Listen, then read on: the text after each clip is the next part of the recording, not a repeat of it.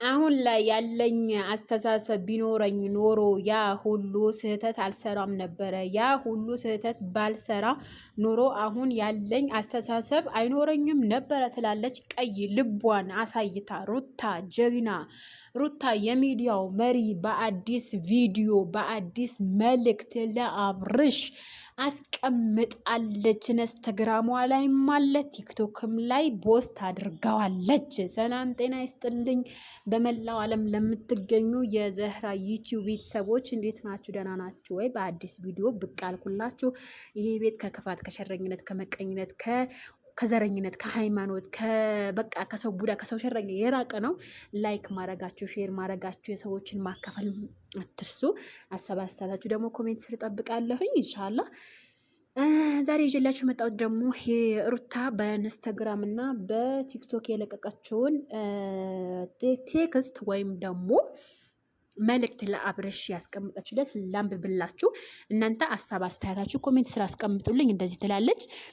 አሁን ላይ ያለኝ አስተሳሰብ ቢኖረኝ ኑሮ ያ ሁሉ ስህተት አልሰራም ነበረ። ያ ሁሉ ስህተት ባልሰራ ኖሮ አሁን ያለኝ አስተሳሰብ አይኖረኝም ነበረ ብላ ቀይ ልቧ ለአብርሃም ሰጥታለች። በነገራችን ላይ ስህተቱ አምኖ ይቅርታ ለጠየቀ ሰው ትልቅ ነገር ነው።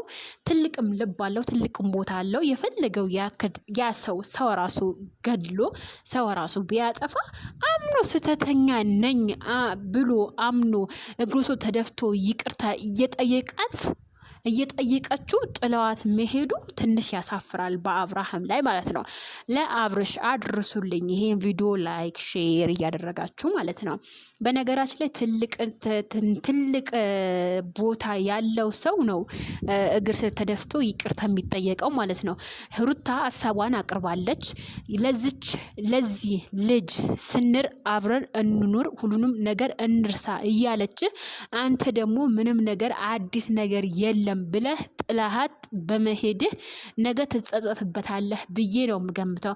በነገራችን ላይ ሄርሜላም እንደዚህ ናት፣ ሩታም እንደዚህ ናት። ምን ማለት እንዳለብንም አናቅም። ነገር ግን እኔ ማንም ብደግፍ ማንም ልጅ አለኝና ለልጃችሁ ስትል ታርቃችሁ ከልጃችሁ ጋር አንድ ላይ አብራችሁ ብታሳድጉ ባይ ነኝ። በነገራችን ላይ ያው ቀላል አይደለም ያሳለፍከው ጊዜ እንረዳለን። ያሳለፉት ጊዜ በጣም ከባድ ነው።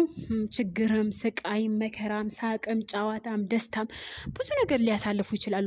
በዛም አልፎ ደግሞ ልዑል የመሰለ ልጅ ወልዳለች። ለሩታ ደግሞ ይቅርታ ይገባታል ባይ ነኝ።